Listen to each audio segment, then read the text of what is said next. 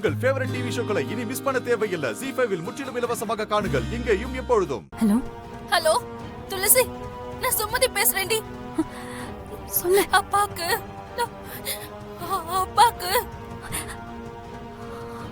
என்ன சொல்ல? என்னன்னு சொல்லுடி.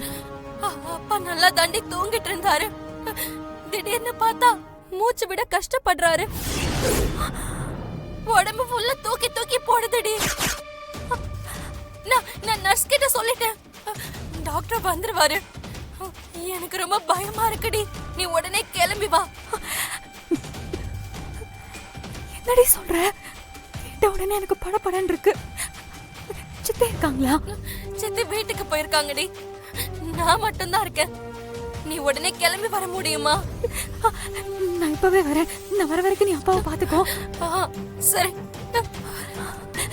என்ன பண்றது? இவரை இழப்பணுமா? இல்ல வேண்டாம், நல்லா டயர்ட்ல தூங்கிட்டு இருக்காரு. அம்மாவும் தூங்கி இருப்பாங்க. நம்ம தனியா போறதா சரி. கடவுளே, என் அப்பாவை காப்பாத்து.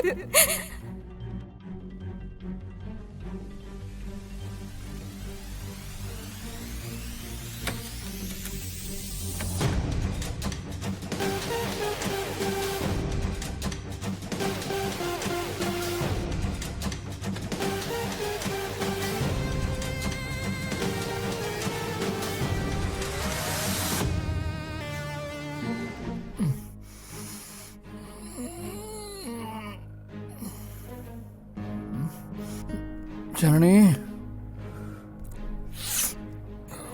ஜனனி, ஜனனி,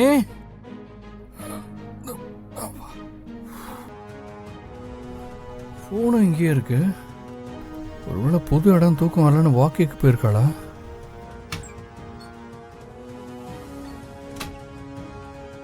போய் செக் பண்ணிட்டு வந்துடலாம்.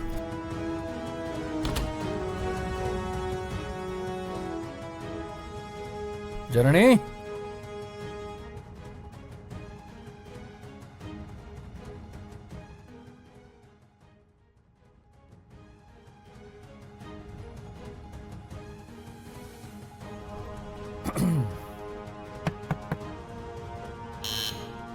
மா,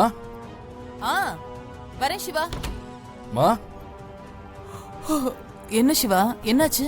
அம்மா சாரி, ஜனனிங்க வந்தாளம்மா? உன் கூட தானே பாருந்தா?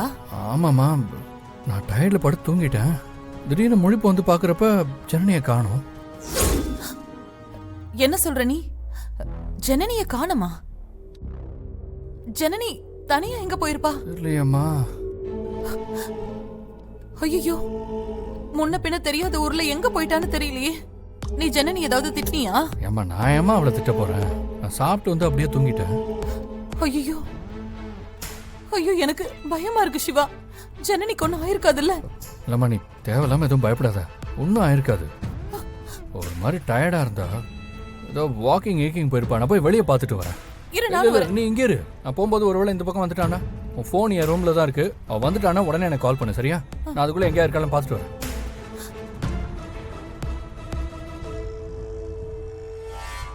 ZEE5 ஆப்பை டவுன்லோட் செய்து அனைத்து எபிசோடுகளையும் இலவசமாக பாருங்க.